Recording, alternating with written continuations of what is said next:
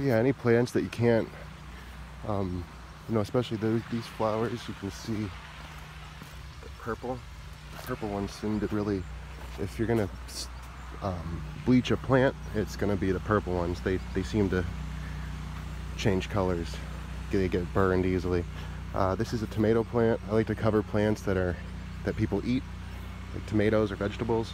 I always just cover it with a bag. So there's just a bag thrown over it. There's nothing secured. Just the big contractor bags, black ones. Anything else I just leave. I'll probably pull these out a little bit farther, but that's what's nice about a trailer. See that tight spot? We're able to just drop it. So I'm gonna be the guinea pig for you guys. If you ever come across something like this and you're wondering if I can just spray around it, you totally can. It should be fine. I'm gonna do it, but I'll show you before and after. It'll be just fine. And if it's not, then you guys can laugh at me for being a dum-dum. Yeah. Alright guys, so we're racing against the rain. This house hasn't been washed actually. It's just a little dirty. This one is still dirty. So this whole duplex unit needs to be washed. Over here, this one has already been washed, but the half connecting to it, that half, they didn't want to get it washed, so only half of this duplex got washed. Same thing over there. That one got washed. The one next to it, they did not want to pay for it to get washed. I offered I think it was a $50 or $100 off, 50 bucks for each person off their house wash if they signed up together. So $100 total savings. So those people just missed out, unfortunately. But we're gonna get to it.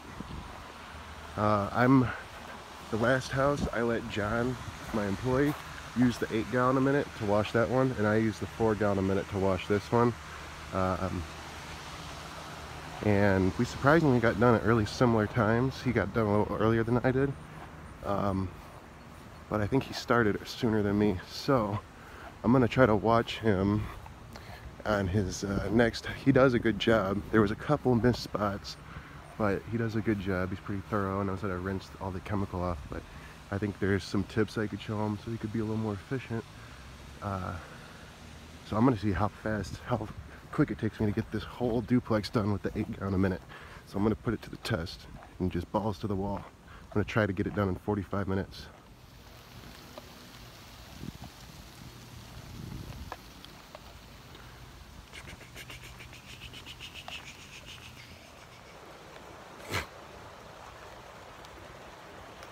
Yeah, we're literally out here in the rain, house washing.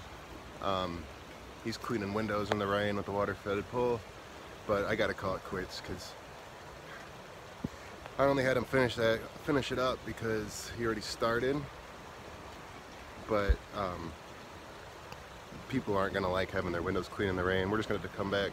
So I just got this back wall right here to do, and I'm out of here. It's soaked. It is really coming down, but it's not thundering, so we technically can still work.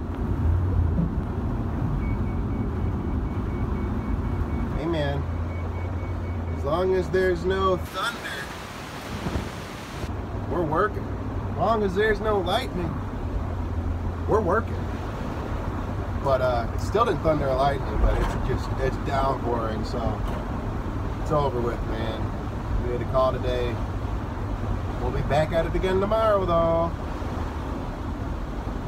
Dude, look at me. I'm not even kidding. I'm drenched. My whole shirt is soaked. My shorts are soaked.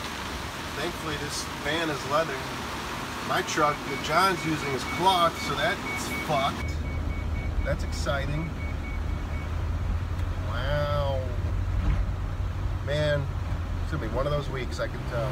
Doing some gutter cleaning and surface cleaning. Right now I have everything pre-treated. This is what the X-Jet's for. So we got a 50-50 batch of 12.5 and H2O. And it comes out real frothy like that.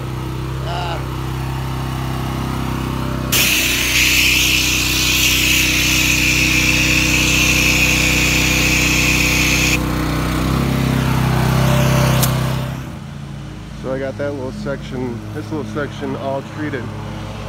So the way I did that is you want to end right here because we got all these points. So I started spraying at this block, walked backwards, spraying backwards, and then same thing for all of these. Start there, walk backwards. Start over there, walk back to the driveway, everything backwards, and then meet right there. So that's the way to spray it. That's gonna sit for like 15-20 minutes. It's like 9:40 a.m. We'll let that sit till like 10. In the meantime, I'm gonna get this is all blown off. I'm gonna get everything wet and treated so I can just kind of keep moving around once I get the surface cleaner started. But I like to do it in sections because you're gonna have to like move your X-jet, move your bucket and everything. So just kind of do it in like 50-foot radius sections. Okay, so we have chem sitting on everything. Did it in sections. So I did this walkway, that walkway, that walkway, that little piece, one section. I did this walkway in one section.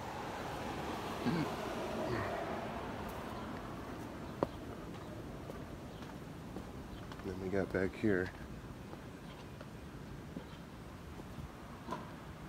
All this is treated. So I'm going to start with the 8-gallon-a-minute machine and the surface cleaner where I started and work my way around, and everything should come right up. Woo! All get up the way. Hey, just so you, alright. Never mind. But, so, at this house, we only got this one working spigot. There's 2 spigots, but the other one malfunctioned. It has like a hole in it, so when you hook up the hose, water doesn't go to the hose, it shoots out a hole. So, this is another, you know, unless you have like a buffer tank and stuff set up when you're doing estimates, it's really important you should check all the spigots to make sure they're working, because we're doing gutter cleaning and surface cleaning, and it's hard when you can only have one spigot.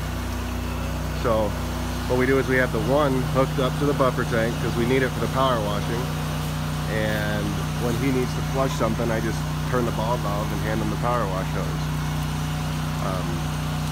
So it works out really well.